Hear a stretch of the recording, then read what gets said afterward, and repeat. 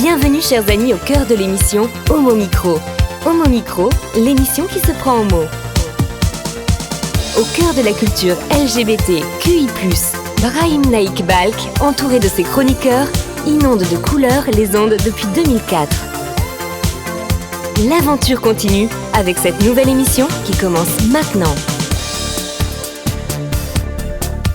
Ravi de vous retrouver où que vous soyez avec le Cercle des Chroniqueurs. Je suis vraiment très heureux de vous savoir à l'écoute. Alors le Cercle des Chroniqueurs ce soir, ils sont nombreux.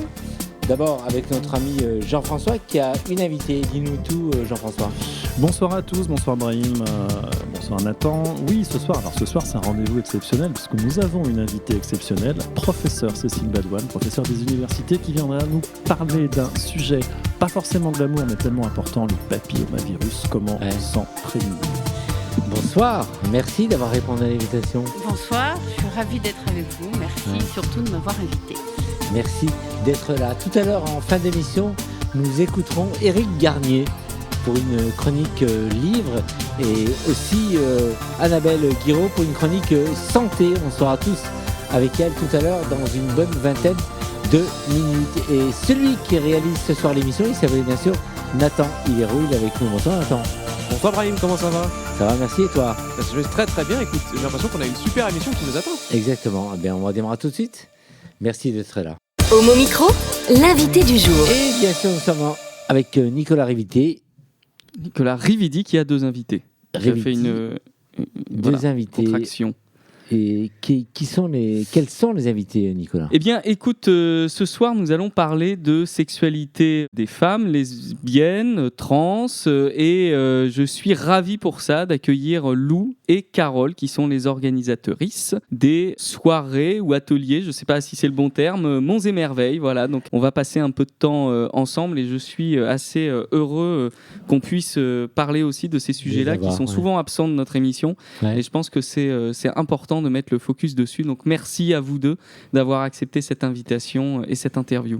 Merci d'avoir répondu à l'invitation. Alors, on va peut-être rentrer tout de suite dans le vif du sujet. Comment cette idée est venue ? Comment tout ça a commencé ? J'ai cru comprendre même que le premier confinement avait été un accélérateur de ce projet-là. Alors, est-ce que vous pouvez nous en dire un petit mot ? Alors, exactement. En fait, pendant le confinement, il n'y avait plus rien pour les Gwyn, plus de soirées, etc.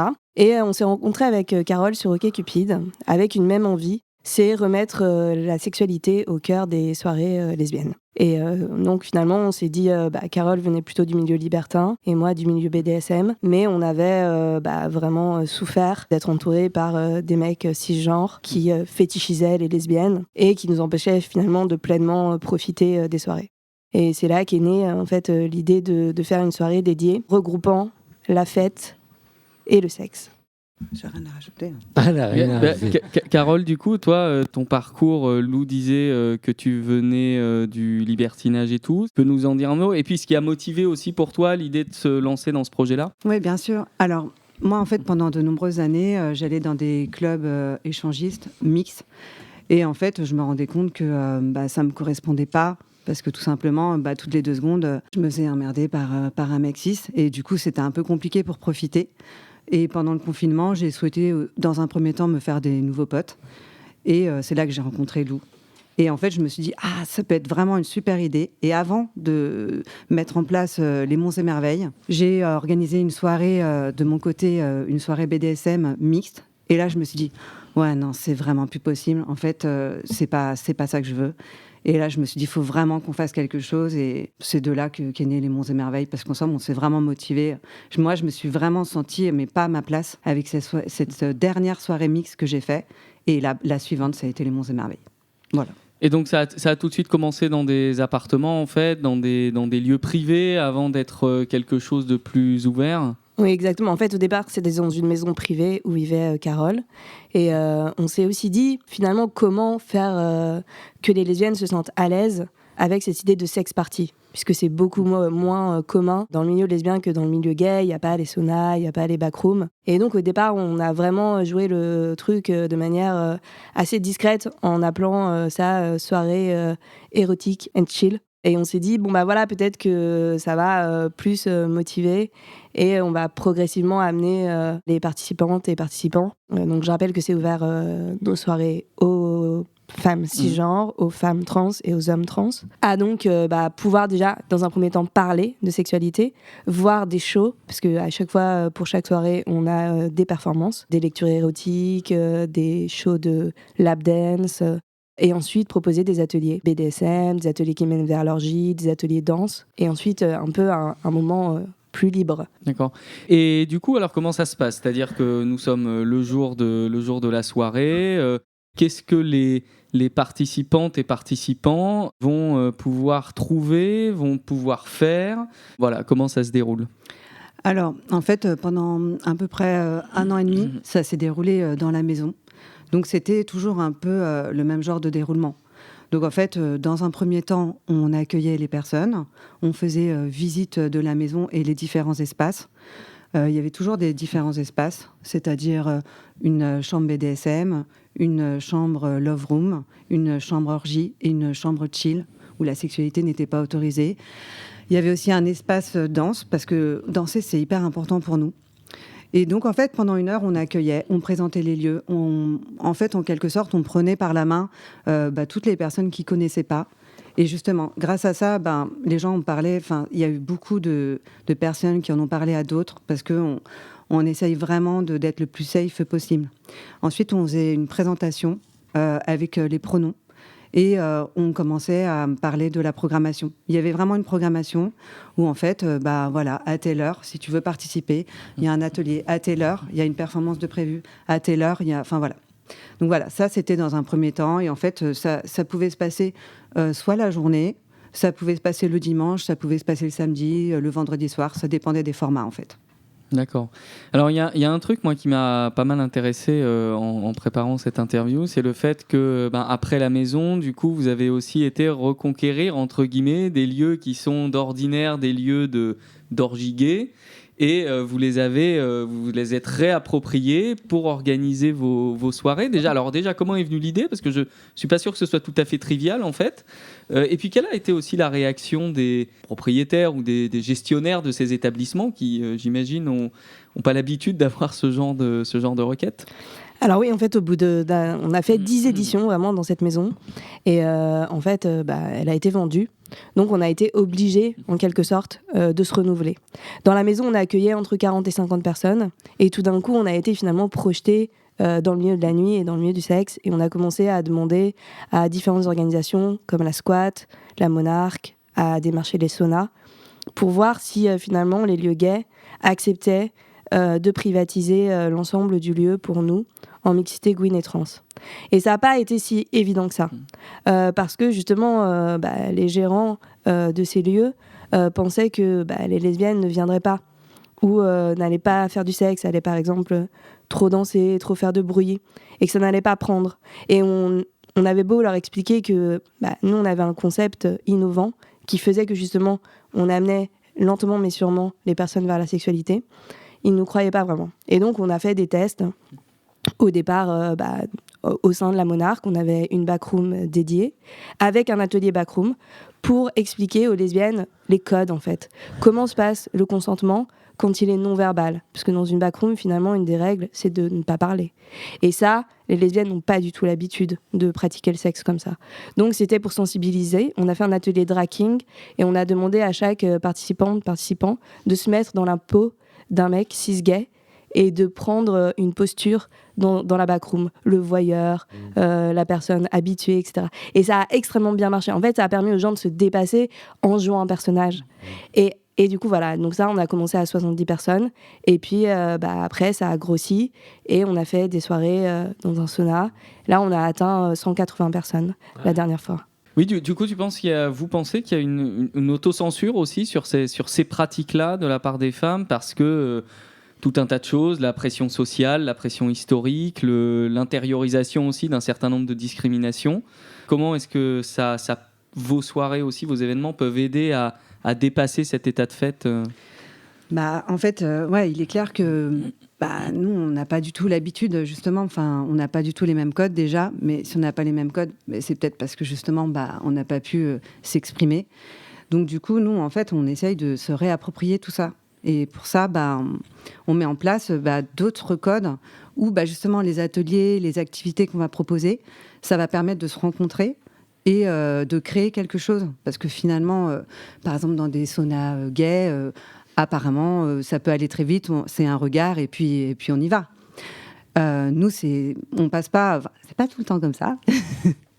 mais nous, c'est vrai que ça marche plutôt bien, les activités, les ateliers, où justement on crée quelque chose et ensuite les personnes font ce qu'elles veulent.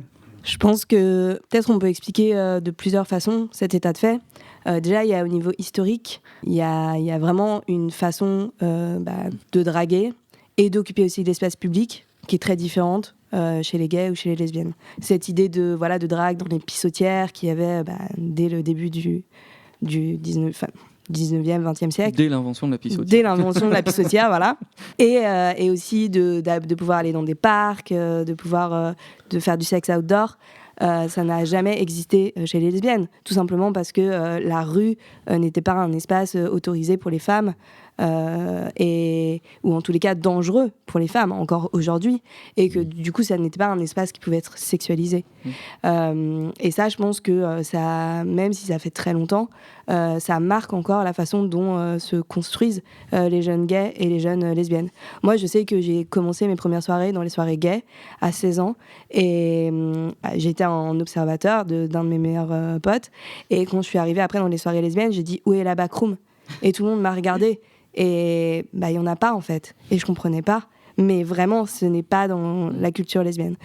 Et ensuite une autre explication, c'est tout simplement la lesbophobie et les clichés qui persistent et qui disent qu'entre lesbiennes c'est pas vraiment du sexe, et finalement je pense que même les lesbiennes l'intériorisent, puisque c'est ce qu'elles ont entendu toute leur enfance, leur adolescence. Et quand on arrive finalement à avoir sa première copine, ses premières relations, je pense qu'on a toute lesbienne a besoin un peu de prouver, si c'est vraiment du sexe, même s'il n'y a pas de pénis, même s'il n'y a pas de pénétration, mais il y a toujours une lutte. Et donc cette lutte, elle n'aide pas finalement à se sentir à l'aise et à explorer d'autres pratiques. Voilà. Mais du coup, c'est intéressant ce point sur la sexualité, parce qu'en gros, qu'est-ce que la sexualité ? Parce que de ce que je comprends de la description des ateliers, en fait, vous embrassez un très large panel d'actions, d'attitudes, de postures, d'actes qui sont sexualisés, qui sont des actes sexuels, mais qui sont à 100 000 bornes de l'imaginaire, de ce qu'il y a dans l'imaginaire collectif, finalement très hétéronormé et tout, donc... Exactement, en fait, nous vraiment les ateliers, ça va du slow sex, de la sexualité sacrée, où on peut passer des heures immobiles juste à se regarder, à des pratiques comme des aiguilles, des bougies, à aussi des pratiques de méditation qui durent 3 heures et qui mènent à l'orgie, vraiment, et à aussi des partages de fantasmes, par exemple écrire ces fantasmes sur un bout de papier et les lire à haute voix, et du coup faire surgir, et tout ça on le met en fait finalement dans l'idée de partager un érotisme et partager de la sexualité. Et c'est aussi une émancipation, j'imagine. C'est-à-dire que ça contribue à se réapproprier des espaces dans lesquels on est de fait interdite. Oui, rien que le fait d'en parler, des fois, même dans des soirées, il y a quelqu'un qui va dire tiens, et si je proposais un atelier masturbation, mais vraiment de manière très spontanée. Rien que le fait de proposer ça, et puis que finalement, ça regroupe des personnes qui vont se masturber. Et voilà, il n'y a pas de but précis à part partager un moment comme ça et faire ce qu'on a envie de faire dans le consentement. C'est éducatif aussi, j'imagine, puisque on ne parle pas de ça ni au lycée, alors encore moins au collège et tout. Et après, dans la vie d'adulte, c'est vrai que les références sont... Alors déjà... pour les gays, c'est pas forcément facile. C'est la seule comparaison que je ferai avec les gays pendant cette interview. Pardon, mais du coup, j'imagine aussi que pour les lesbiennes, parce que c'est tu davantage, c'est encore plus difficile d'avoir accès à de l'information, même de prévention peut-être aussi sur les MST. On va parler de papillomavirus après. Donc Il n'y a pas que ça comme MST, mais en tout cas, ça en fait partie. Bah, exactement, en fait, dans la présentation qu'on fait, justement, dont parlait Carole à l'arrivée, et on l'a fait aussi dans les lieux, dans les clubs et dans les saunas, même s'il y a du bruit, même si on trouve toujours un endroit pour s'isoler et accueillir les participantes et participants, et justement leur parler de prévention. Nous, on met dans toutes les salles du lubrifiant, des gants, des préservatifs et en fait des manuels de prévention sexuelle. Et aussi, on fait de la prévention sur le consentement. On fait des petits ateliers autour de ça. Et voilà, pour nous, c'est indispensable. Et c'est vrai qu'il n'y a pas forcément d'autres endroits où s'informer sur ces questions-là. Si vous étiez, par exemple, en tant qu'organisatrice de ces soirées face à Emmanuel Macron, qui est enlisé dans ses problèmes, donc on va lui en rajouter d'autres, parce que sur ces sujets, on ne peut pas dire qu'il est beaucoup avancé, qu'est-ce que vous lui diriez, en fait ? Qu'est-ce qui, pour vous, vous semble le plus important aujourd'hui sur cette question de la sexualité lesbienne à faire passer, par exemple, dans l'enseignement, dans la société, voilà, quelle serait la revendication, entre guillemets, qui vous semble crucial aujourd'hui ? Je pense que l'éducation à la sexualité dès le collège, ça semble indispensable, et il y en a encore peu qui le font, c'est pas obligatoire, ou alors c'est pas tout à fait fait, et en plus c'est souvent teinté finalement de, si ce n'est d'homophobie, au moins d'hétéronormativité, qui fait qu'en fait quand on suit ces cours-là, il n'y a pas du tout de place pour la sexualité gay ou lesbienne. Donc finalement, on n'apprend rien. Et encore moins sans doute sur les questions trans, parce que du coup, vous avez une partie de votre public, vos participantes ou participants qui sont trans. Et du coup, pourquoi ces personnes viennent aussi, les motivations sont les mêmes, ou c'est d'autres motivations aussi, mais ces personnes se retrouvent dans les soirées que vous faites ? Je pense que la motivation qui est commune à toutes, c'est de faire des soirées liées à la sexualité où on s'est fait emmerder par des mecs cis, en fait, où il y a eu du rejet, que ce soit pour les femmes trans, pour les femmes cisgenres ou pour les hommes trans, qui, quand ils vont dans les backrooms gays, subissent beaucoup de transphobie. Donc là, au moins, ils savent que c'est un endroit où ils vont pouvoir totalement vivre leur sexualité et sans être dérangés par des mecs cisgenres et agressés. Du coup, comment est-ce qu'on peut trouver vos soirées ? Alors voilà, admettons que je sois un ou une participante potentielle, j'ai entendu à la radio, voilà, ça m'intéresse, j'aimerais y venir, comment est-ce que je peux faire ? Alors, c'est simple, il faut nous ajouter sur Facebook. Parce qu'en fait, c'est pas si simple que ça finalement. Mais non, ce que je veux dire, il faut sortir et écouter les gens, parce qu'en fait, ça en parle beaucoup, un peu partout en ce moment. Mais sinon, il suffit de nous ajouter sur Facebook. Et du coup, avec cet ajout, on peut nous ajouter la personne sur un groupe privé. En fait, il y a un groupe privé qui existe. Et sur ce groupe privé, qui est maintenant assez énorme, il y a beaucoup de personnes dessus. Et bien là, justement, il y aura toutes les infos. Mais il y a aussi une page publique. Mais il y a pas toutes les infos sur la page publique, mais du coup, vous pouvez trouver sur la page publique en tapant Monts et Merveilles. En tout cas, la page publique est une première porte d'entrée pour ensuite éventuellement aller vers la page privée qui, elle, regroupe les informations relatives aux soirées. Oui. On peut nous écrire sur la page publique. Comme ça, c'est un premier contact. Et aussi, depuis quelques temps, là, on a une adresse mail pour les gens qui ne connaissent pas Facebook. Donc peut-être on pourra la mettre en lien en dessous du podcast, qui est Monts et Merveilles, Monts avec un S, tout attaché, 22@gmail.com. Et donc là, si on nous contacte là-dessus, on va pouvoir détailler tout le processus pour entrer sur le groupe privé, qui regroupe donc là 700 membres. Oh. Eh bien, merci beaucoup à vous deux. Je ne sais pas si vous avez quelque chose à rajouter, peut-être, qui aurait été omis dans les questions. Dernière chose, oui, en fait, notre prochaine soirée, c'est dimanche prochain, en journée, donc dans un format 14h-22h, et dans un appartement dont l'adresse est tenue secrète. On va refaire un plus petit format cette fois-ci pour plus d'intimité avec les espaces qu'on vous a donnés au départ. Et il reste encore 5 places. Donc, si vous voulez Ah oui, y peut-être une participer. question que On peut venir, j'ai. je peux venir? Ah bah oui, t'as bien suivi, Brahim. Tu t'es arrêté à la première minute, c'est ça? Je crois que nous tenons la question con. Donc les autres seront épargnés ce soir. Oui, Évidemment, je déconne. Je sais juste très une bien petite, que ça une va petite pas question. C'est financé comment? C'est autofinancé? C'est les participants et participantes qui contribuent aux frais qui sont occasionnés par la soirée? Parce que j'imagine que tout ça n'est pas gratuit à organiser. La maison, c'était à prix libre. D'accord. Et maintenant qu'on collabore avec des lieux, en fait, on doit se... C'est la politique tarifaire C'est la des politique lieux. tarifaire des lieux, voilà. D'accord. Et exactement. Et qui nous reverse depuis peu un pourcentage Ouais. D'accord. sur le chiffre d'affaires qui nous permet d'acheter en fait le matériel de prévention sexuelle et les instruments de sexe, de BDSM. Voilà.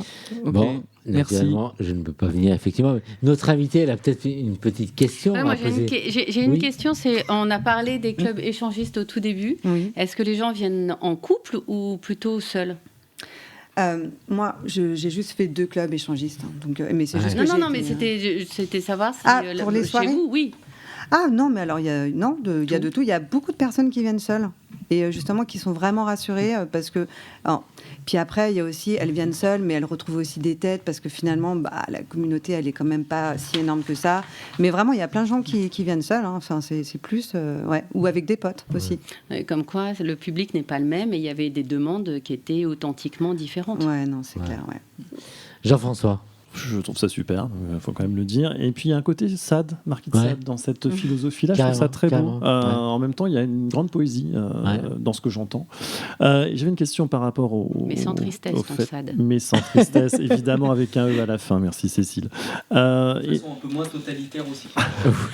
Je savais bien que j'avais un bon sujet là.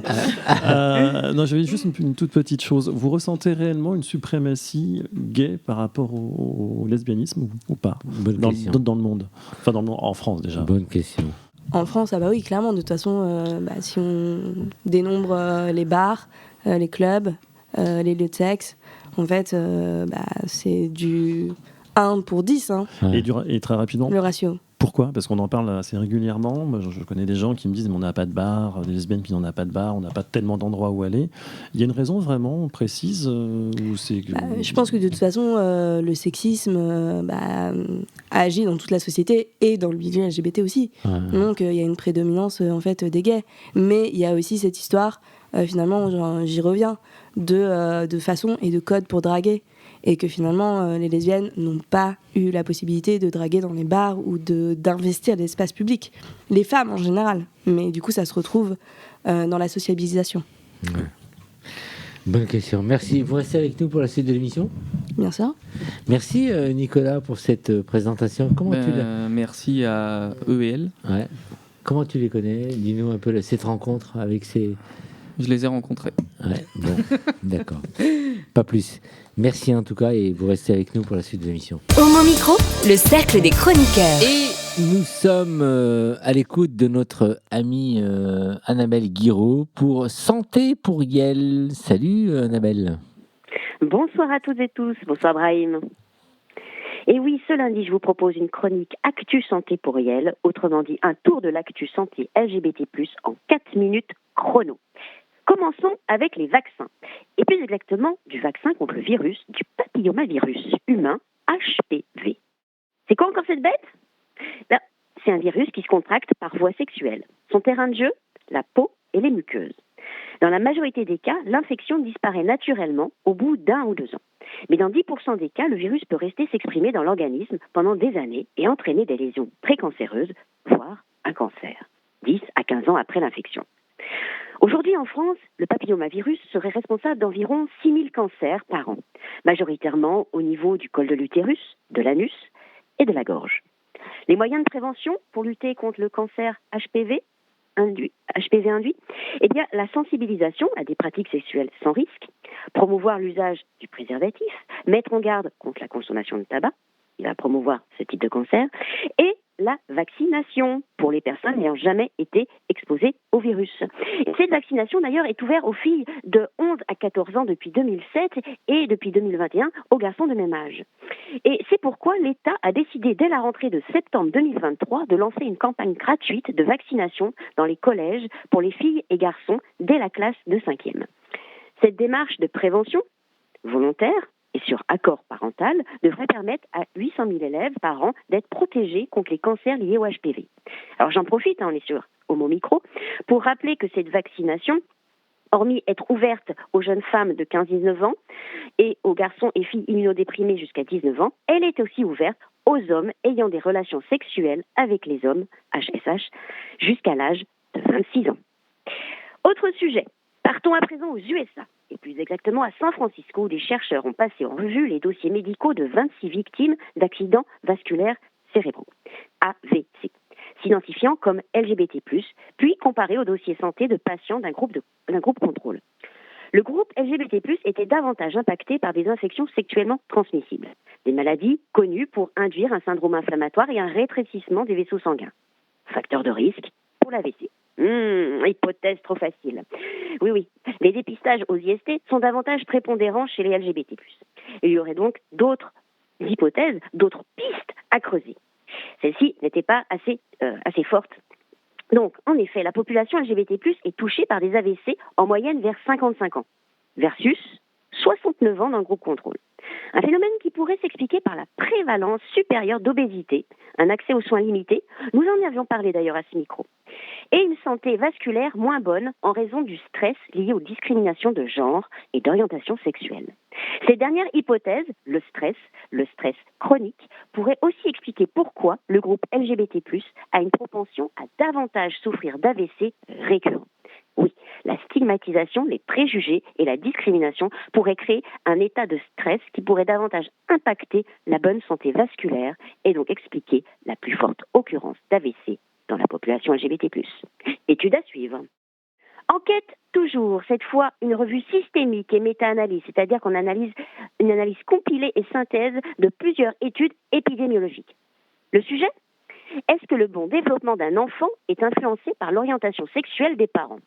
Dans cette étude américano-chinoise publiée dans le magazine médical BMJ, Global Health, les auteurs proposent une analyse croisée de 34 études internationales publiées entre 1988 et 2022, avec notamment un focus sur la santé physique, l'identité de genre, la santé mentale des parents et le fonctionnement familial. Alors, que nous apprend cette étude ? Eh bien, des enfants vivant dans des familles homoparentales ne sont pas désavantagés par rapport à ceux vivant avec des parents hétérosexuels. À bon entendeur, mesdames et messieurs les grenouilles de bénitier du syndicat de la famille, aka la manif pour tous. Tout autre sujet, il y aura une étude à paraître sur les HSH, donc les hommes ayant des relations sexuelles avec les hommes, très bientôt. Oui, depuis 2017, tous les 2 ans, Santé publique France réalise une enquête rapport au sexe appelée ERAS, E-R-A-S. Le principe est simple, une enquête sous forme de sondage en ligne auprès de 20 000 HSH âgés de plus de 18 ans résidant en France métropolitaine et d'hommes. Cette année, l'enquête a été menée entre le 23 février et le 6 avril. Le but de cette étude est de mieux comprendre les comportements sexuels et préventifs des HSH afin de mieux adapter les messages de prévention et l'offre de prévention qui leur sont adressés. Cette 4e édition de ERAS permettra notamment aussi d'évaluer l'impact de la variole du singe sur cette population. Résultat attendu pour le premier trimestre 2024 et nous en parlerons au micro d'Homo Micro. Voilà, c'est tout pour le moment et je vous retrouve la semaine prochaine pour un tout autre sujet. Take care à tous et tous. Merci Annabelle, et tu vas bien sûr nous écouter puisque le sujet va venir avec une spécialiste en compagnie de notre ami Jean-François. Tout de suite, à très vite dans les studios, Annabelle. Mais bien sûr, lundi, ouais, le rendez-vous est pris. Ouais. Ciao, merci à toi. Vous écoutez Homo Micro, une émission de et avec Brahim Naik Balk. Nathan, on passe à la musique ? Tout à fait. Et par rapport à ça, d'ailleurs, en plus, j'ai envie de vous parler d'un groupe assez intéressant, puisque le groupe dont je vais vous parler n'est autre que Taxi Girl. Pour ceux qui se souviennent de Taxi Girl, je ne sais pas si vous connaissez. Taxi Girl, en tout cas, est un groupe de rock français. Alors, c'est ça qui est drôle. Ils disent que c'est un groupe de rock français, alors que beaucoup de membres sont nés notamment en Suisse. Donc vous voyez un peu l'appropriation culturelle qu'on se fait toujours avec les pays francophones en général, ou en tout cas la partie francophone de certains pays, notamment la Belgique, ou aussi, comme on dit, principalement aussi la Suisse, où il y a du coup pas mal d'artistes aussi qui sont connus en France, en partie et aussi parce qu'ils sont nés soit en Belgique, donc on peut citer notamment Angèle ou Damso, ou encore d'autres personnages très très importants, ou encore en Suisse aussi, comme Stéphane Escher, qui au final ont connu beaucoup de succès, notamment en France. Bref, revenons un peu à nos moutons. Il faut savoir que Taxi Girl, du coup, c'est un groupe de rock francophone et non français, qui a été actif de 1978 à 1986. Au tout début, il faut savoir que d'ailleurs Taxi Girl, c'est un groupe qui est issu de l'afterpunk et que du coup, ils ont une tendance un peu new wave, à l'esthétique un peu romantique, rouge et noir, magnétique et punk. Il faut savoir qu'ils sont très connus pour un morceau qu'ils ont fait. Il s'agit du morceau « Chercher le garçon » qui s'est vendu à plus de 150 000 exemplaires. Et donc, tous ces singles-là, et en tout cas, c'est notamment, on va dire, il y a Mannequin aussi qui ont été dedans, parce que c'était sur les 45 tours. Il y avait Mannequin et Chercher le garçon. Et donc, ces deux singles-là, ils ont été réalisés par Andy Scott et Maxime Schmidt, et donc le groupe, de base, était dirigé par Alexis Quinlin, qui est du coup leur manager. Il faut savoir que ce groupe-là est composé de 5 membres. Les 5 membres, du coup, sont, entre autres, Daniel Marc, Mirwais Stas, Laurent Sinclair, Stéphane Erard et Pierre Wolfson. Aujourd'hui, malheureusement, il n'y a que 2 personnes qui sont encore en vie actuellement dans ce groupe. Et il faut savoir que le groupe, bien sûr, a été complètement disband, on va dire. Il a été du coup complètement dispatché.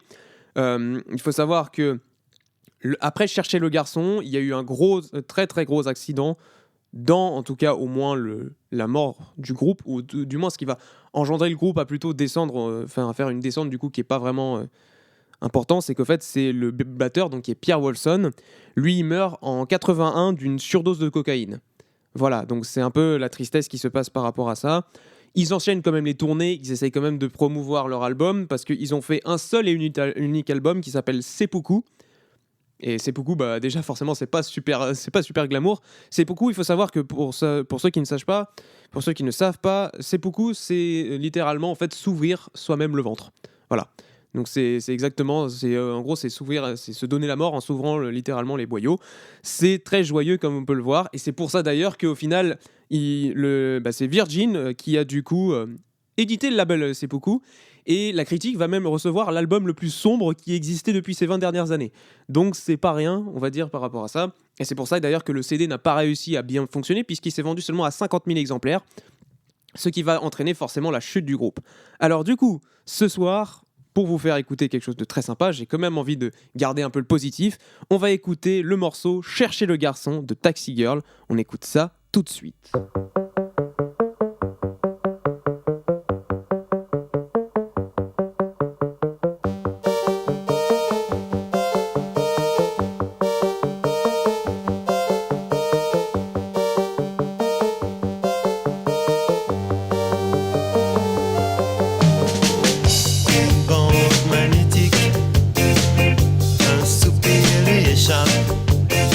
Sur un écran géant,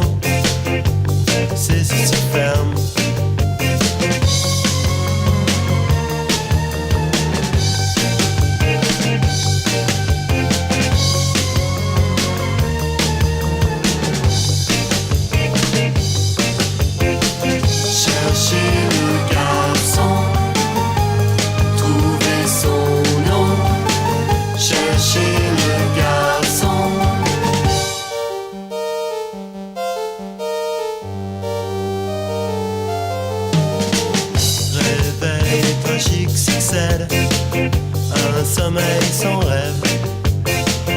La forme de son corps ne veut rien dire pour moi.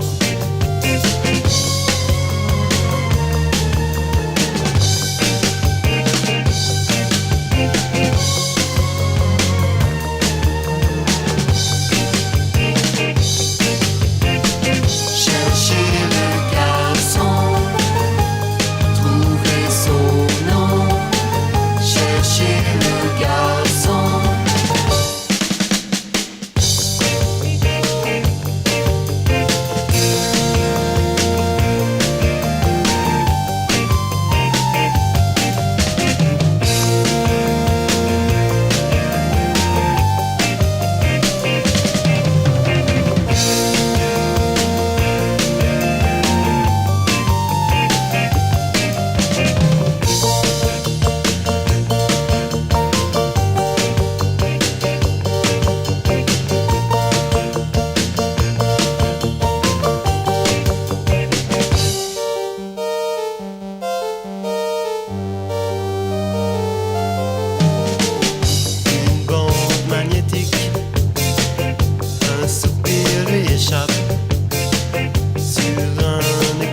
géant qui nous coûte du sang.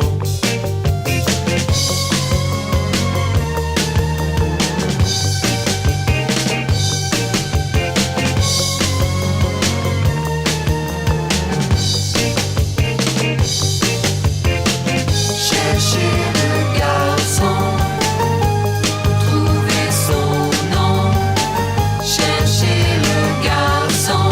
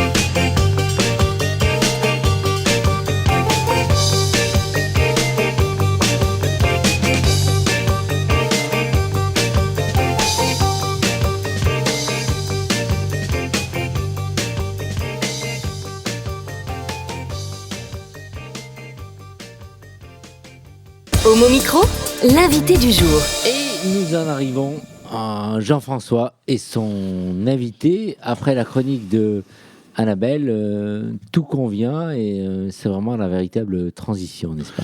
Absolument, tout convient et tout concorde, puisqu'on va encore parler santé. Culture et santé, en fait, c'est un peu la même chose. Hein. Oui, Ouais, effectivement. voilà. On va parler du papillomavirus, pour compléter peut-être ou préciser ce que disait Annabelle, et aussi pour faire un petit focus un peu plus complet, peut-être un peu plus large que ce qu'on a entendu. C'était très bien, hein, mais voilà. Donc, je vous représente la professeure Cécile Badoil, qui, on a la chance de l'avoir. C'est quand même quelqu'un qui est très très difficile à capter. Ça me fait très plaisir qu'elle ait accepté. Donc, voilà. Oui, on ne refuse rien quand on est invité par toi. Qu'est-ce que tu veux? Oh, c'est adorable. Merci. Le papillomavirus humain, ce dont on va parler, comment on peut le définir pour être plus précis vis-à-vis de ceux qui nous écoutent? Alors, sur un plan médical, c'est un petit virus à ARN. Donc, je ne vais pas expliquer ce que l'ARN maintenant que tout le monde le sait. Donc, c'est un petit virus qu'on va retrouver au niveau de la peau, par exemple. Donc, il faut savoir qu'il y a à peu près 200 ce qu'on appelle sous-types de papillomavirus. Vous en avez tous eu quand vous étiez petit et que vous allez à la piscine et qui donnent des verrues plantaires, par exemple. Donc, ça, c'est les papillomavirus qu'on va retrouver au niveau de la peau. Et puis, il y a des papillomavirus qu'on va retrouver au niveau des muqueuses, donc toutes les muqueuses de la peau, enfin du corps. Et ces papillomavirus-là, ils vont donner des lésions qui vont être des lésions soit bénignes, qui vont donner ce qu'on appelle des condylomes, des papillomes. Et puis, il y en a 13 d'entre eux qu'on appelle à haut risque et eux qui sont à risque de donner un cancer. Voilà. Donc, en fait, ces papillomavirus donnent non seulement des lésions qui peuvent être embêtantes, en particulier au niveau des muqueuses, mais aussi entraîner des cancers. Quand tu dis certaines sont très importantes, des lésions très importantes, elles sont situées où? Alors, les muqueuses, en fait, on va avoir, par exemple, les lèvres, la cavité buccale. On peut avoir tout ce qui va être anus, et puis tout ce qui est pénis, vulve, vagin, col. Alors, au niveau du col, on ne va pas avoir de papillomes, mais plutôt des lésions qu'on va appeler dysplasiques, et ça ne s'appellera pas comme ça, mais c'est au niveau de la vulve, du vagin, de l'anus, et au niveau de la cavité buccale, par exemple. Et il faut être très vigilant lorsqu'on a quelque chose de ce côté-là. Alors, si c'est des lésions bénignes, donc ce qu'on peut appeler aussi des crêtes de coq, des choses comme ça s'enlève. Généralement, on les crame avec du laser. Enfin, crame. On les brûle. Et puis, ça, c'est c'est lié à des papillomavirus 6 et 11 qui ne sont que peu impliqués dans un risque de cancer. Par contre, il y a des lésions qu'on peut avoir et eux, ils sont liés à le plus souvent, c'est l'HPV 16 et 18 pour entrer dans le détail, qui vont entraîner des lésions qui vont arriver au cours du temps, puisque ça, entre le moment où on est contaminé et le moment où on va avoir une des premières lésions, généralement, il y a entre 10 et 15 ans. Ce qui est quand même très long. Ce qui est très long. Ce qui est quand même très long. Et chez les enfants, d'où l'importance de la prévention et de la surveillance. Absolument. Chez les enfants, il y a une étude qui a été menée sur la contamination intra. Alors, les enfants peuvent être porteurs de papillomavirus, le 6 et le 11 dont je vous ai parlé tout à l'heure, qui peut entraîner des lésions, et en particulier, ça va entraîner ce qu'on appelle des papillomatoses laryngées. Et c'est très rare, mais ça arrive, et on en reparlera tout à l'heure en parlant de la vaccination et des effets un peu seconds et des bonnes nouvelles que peuvent apporter la vaccination dans la prévention de lésions chez des tout petits bébés. Mais pendant le passage de la filière maternelle, comme on dit, donc la naissance, les enfants peuvent être contaminés par des papillomavirus bénins, qui n'entraînent le 6 et le 11 qui entraînent des lésions, mais c'est pas bénin les lésions qu'il va y avoir. C'est les petits bébés peuvent avoir des lésions au niveau de leur larynx et parfois ça peut aller jusqu'aux bronches et entraîner chez des enfants plus vieux ou des adultes une impossibilité de respirer parce que ça prend tout l'arbre respiratoire ou se transformer. Voilà. Ça, c'est pour l'aspect des enfants. On a vu l'aspect humain. Voilà. Et ce qui peut être intéressant maintenant de savoir quand même, la chose très importante, la population touchée, dans un premier temps, et ensuite la transmission. Il faut savoir que 80% de la population a été contaminée une fois dans sa vie par un papillomavirus. Ça veut dire qu'elle a eu une sexualité et qu'elle a rencontré le papillomavirus. Donc généralement, on est contaminé au premier rapport sexuel. Donc c'est 17 ans, la moyenne nationale. Et puis, le plus souvent, ça a très bien été dit par tout à l'heure, il y a ce qu'on appelle une clairance, c'est-à-dire que le système immunitaire marche bien et on n'a plus le portage du virus. Alors c'est un virus, personne d'entre nous n'a su qu'il était infecté par un virus au moment de la contamination. Quand on a un rhume, on le sait. Quand on a un papillomavirus, on ne le sait pas. Donc on ne va pas savoir qui va le garder plus souvent. Et donc un portage chronique et qui va très bien s'en guérir spontanément. C'est pour ça que les femmes, on va les suivre par exemple en faisant des frottis ou des tests HPV. Donc les femmes de 25 à 30 ans, c'est des frottis parce qu'on considère que le fait de rencontrer le papillomavirus est quasiment certain parce que c'est le moment où il y a beaucoup d'échanges, une sexualité très importante. Je parle de moyenne, mais c'est ce qui est dit. Donc, on va aller chercher plutôt les cellules anormales qui pourraient arriver entre 25 et 30 ans. Et après, on va aller chercher pour les populations à partir de 30 ans, donc tous les 5 ans, les tests HPV chez les femmes pour aller regarder s'il y a ce portage chronique. Voilà. Il y a quelque chose qui est quand même assez important de préciser. On peut être contaminé sans un rapport, sans pénétration. Alors attends, parce que je t'ai parlé des femmes, mais on va parler des hommes. Tu m'as dit qui a du papillomavirus ? Les femmes, et puis les hommes aussi. Donc les femmes ont des lésions liées au papillomavirus au niveau du col, de la vulve et du vagin, et puis de l'anus, et les hommes, et de l'oropharynx. Alors l'oropharynx, c'est ce qu'il y a au fond de la gorge. C'est les amygdales. Alors, les hommes, c'est le pénis, c'est l'anus, et puis, pareil, c'est l'oropharynx. Alors, au niveau de l'oropharynx, c'est très nouveau, parce que ça fait seulement... Ça fait 40 ans qu'on le sait, qu'il y a certainement du papillomavirus au fond de la gorge et que ça donne des cancers.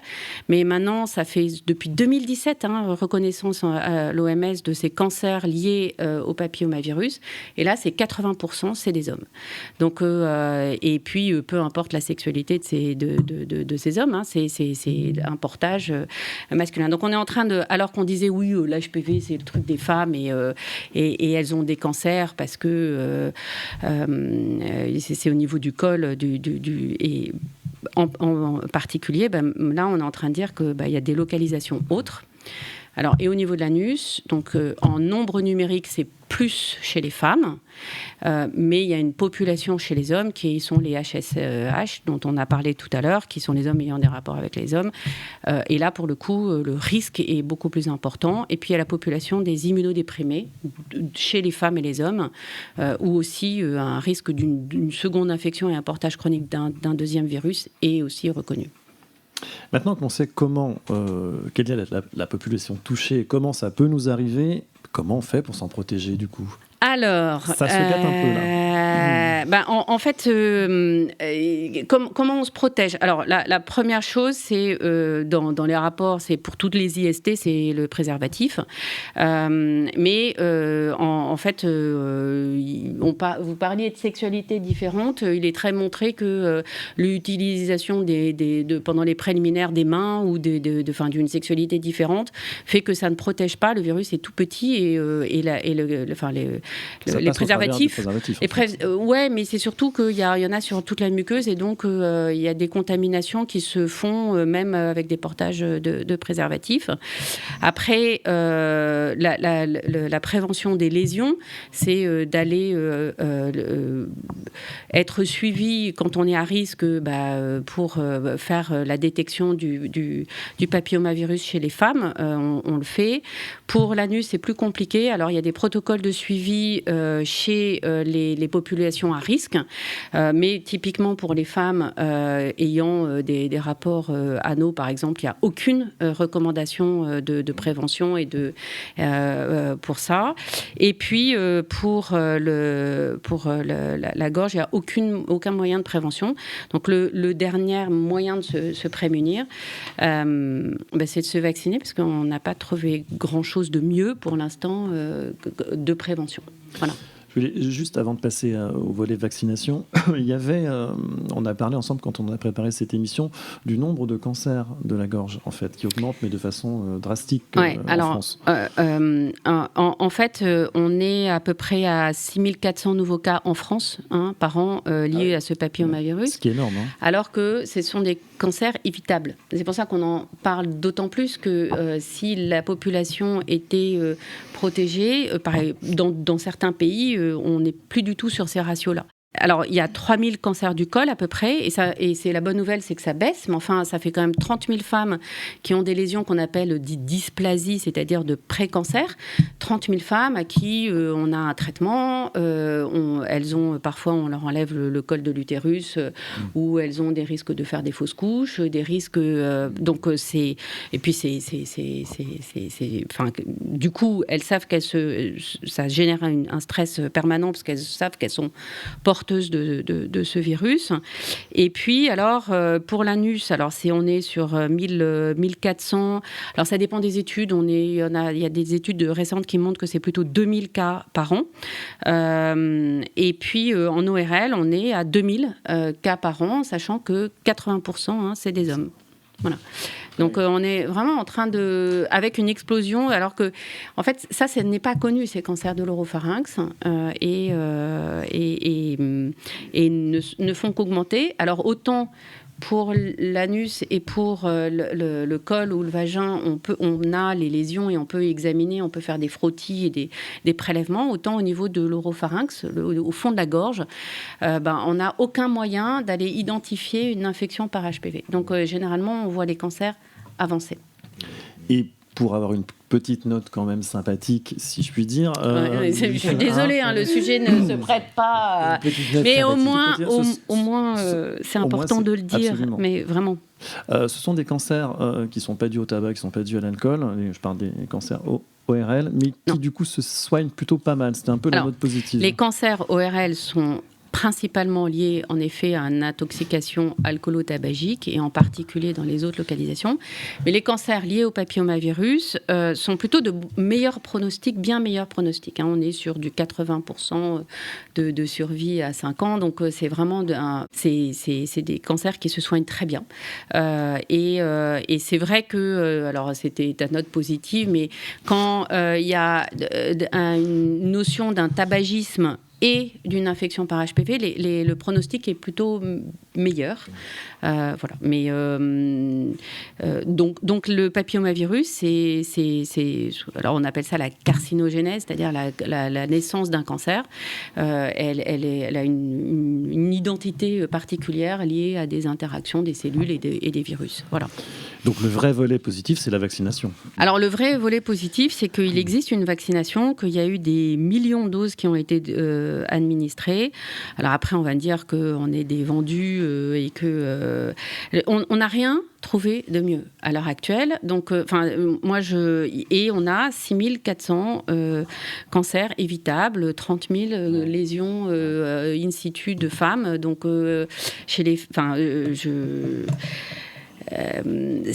bien sûr que le vaccin, c'est une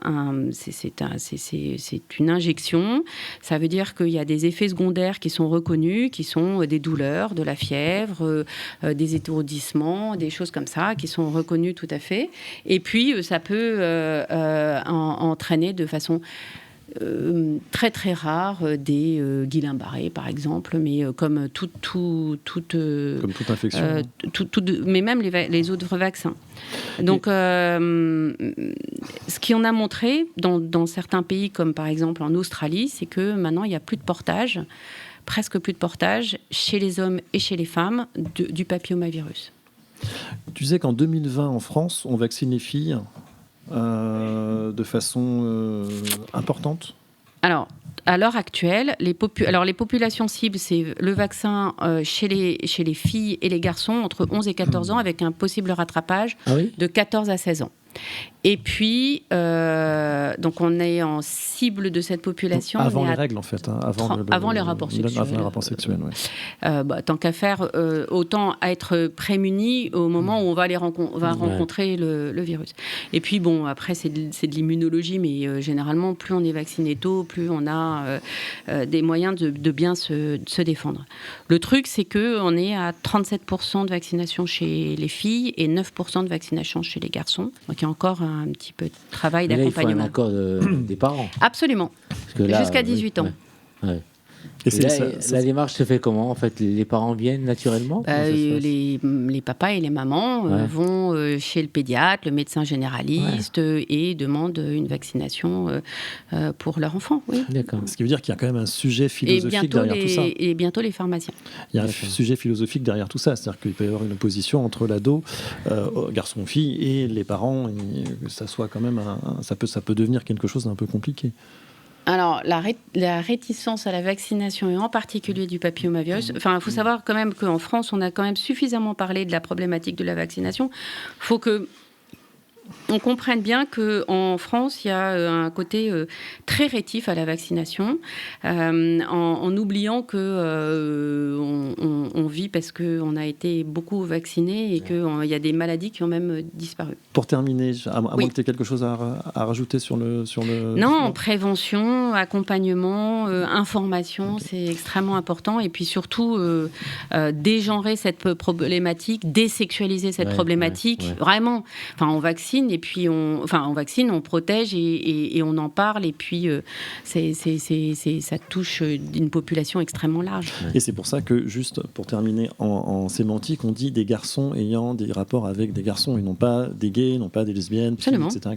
Non, mais c'est important de le dire parce que du coup, ça dégenrise et ça devient. Absolument. Et alors, pour finir, pourquoi on a découvert quelque chose en Australie quand on s'est rendu compte que les petits-enfants des femmes qui avaient été vaccinées n'avaient plus de papillomatose laryngée parce que, en fait, les mamans n'étant plus porteuses, les enfants n'ont pas été contaminés et il y a une presque disparition de cette maladie. Question très pratico-pratique. Moi, je suis très vieux, j'ai 40 ans.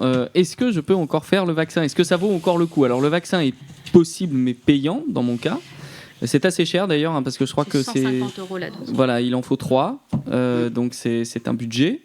Mais du coup, est-ce que c'est possiblement encore utile? J'ai déjà fait des condylomes, par exemple, donc c'est pas les mêmes papillomavirus Alors dans dont le on parlait. vaccin, Donc voilà, grosso modo, qu'est-ce que je fais si je suis... Alors déjà, c'est vrai qu'à partir du moment où on a été contaminé, on est contaminé. Donc généralement, on a les lésions qui vont disparaître. Dans le vaccin, il y a contre le 6 et le 11 qui donnent les condylomes. Et puis, il y a contre le 16, le 18 et puis d'autres qui... donc c'est ce qu'on appelle les non-avalents. Donc il y a 9 sous-types. Donc 7 qui entraînent des cancers. Et donc la vaccination chez les hommes ayant des rapports avec les hommes, elle va jusqu'à 26 ans. Possible, pris en charge, donc en Cégide ou autre, ou évidemment avec un médecin généraliste. Et puis sinon, il y a beaucoup d'études qui montrent qu'il y a des vaccinations qui empêchent les lésions de continuer et d'évoluer, même si on a des lésions. Voilà, donc, mais pour l'instant, il n'y a aucune recommandation pour les... Mais donc ça veut dire quand même que c'est pas parce qu'on a eu des lésions et tout qu'on ne peut pas faire le vaccin qui lui est plus large que les lésions qu'on a peut-être eues. On n'a peut-être pas été contaminé par tous les papillomavirus. Il y a des études qui sont de plus en plus mais il y a des études qui sont de plus en plus faites sur des populations qui ont déjà été contaminées. Merci beaucoup, professeur Cécile Badoil. À très bientôt. Merci d'avoir répondu à l'invitation. Et nous allons maintenant tout de suite écouter un autre professeur. C'est à lire avec Éric Garnier. Bonsoir Éric. Oui, pour nous parler d'un livre, et c'était un sujet qui t'intéressait. Brader mon roman en 2 minutes. Je préfère en parler peut-être un autre jour et que vous terminiez d'autres questions parce que ce que je viens d'entendre est très important et je me sens pas d'aller à toute vitesse pour parler de ce très beau roman. Donc voilà, on attend peut-être et puis vous terminez parce que là il est 28 et moi je n'ai pas le temps. Donc mais c'est pas très important. Ce qui compte c'est quand même notre santé. Donc je vous laisse peut-être d'ailleurs la question que posait Nicolas était intéressante. C'est vrai que moi j'ai 70 ans. Est-ce que j'ai un risque de ça?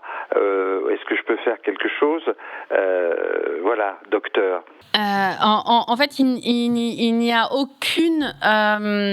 c'est une des questions difficiles. Il n'y a aucune recommandation à faire des vaccinations une fois qu'on a été contaminé. Grosso modo, il y a de très grande chance que votre système immunitaire se soit débrouillé très bien, ce qui arrive finalement beaucoup, puisque si on prend 80% d'une population qui est contaminée et les 6000 cas par an de cancer, on se dit qu'il y a quand même les choses sur le plan immunitaire sont... Par contre, il est clair que en être alerté et puis de bien savoir qu'il peut y avoir des cancers au niveau et ORL et alors on va avoir des douleurs, on va avoir des choses comme ça ou des ganglions qui apparaissent. Dans ces cas-là, il faut aller bien sûr aller voir un médecin et puis aller se faire examiner quand on est à risque au niveau de l'anus ou de savoir quand on a des saignements ou des choses comme ça ou au niveau du col, bien évidemment pareil. Donc douleurs, saignements, tout ça c'est important. Mais la vaccination à l'heure actuelle, il n'y a pas de recommandation, même si aux États-Unis par exemple, ils poussent, ils autorisent des vaccinations bien plus tard, et ça sera le choix du patient. Ça sera peut-être le mot de la fin. Voilà. Et en tout cas, j'écouterai le podcast pour tout entendre. Et puis, moi, je parlerai du roman que je voulais présenter ce soir, peut-être depuis Mayotte, où je vais aller à 8000 km de vous. Et puis, il y a 1 heure de décalage, donc peut-être je demanderai à Brahim de me mettre en début d'émission. Il n'y a pas de souci. Sinon, après, il est plus de 10h30 là-bas et voilà, là-bas on se couche tôt et on se lève très tôt. Donc je vous parlerai de ce roman et d'un autre que j'ai commencé et de 2 films aussi que j'ai vus depuis Mayotte, si vous êtes d'accord. Bien sûr qu'on est d'accord. Merci, bon voyage Eric et à très vite alors. Oui, à très vite depuis Mayotte. Ça sera amusant de se dire que à 8000 km, eh bien, on peut comme ça parler de romans et de films. Voilà, alors qu'il y a peu de librairies et très peu de salles de cinéma à Mayotte. Pourtant, il y a 400 000 habitants. Et voilà, c'est un petit peu un désert culturel encore là-bas. Et en tout cas, je serais ravi depuis les cocotiers, les bananiers et l'ilang-ilang et le frangipanier, de vous envoyer un peu des pensées odorantes. Ce sera un plaisir. Merci beaucoup Eric et à très vite depuis Mayotte. Merci à tous nos invités, merci aux chroniqueurs, merci à la réalisation. À très vite, portez-vous bien et à bientôt dans Au Micro. Ciao, ciao. Hey! Oh non! Cette émission est maintenant terminée. Mais un conseil, retrouvez l'ensemble des podcasts d'Homo Micro, l'émission qui se prend au mot, sur toutes les bonnes plateformes de streaming.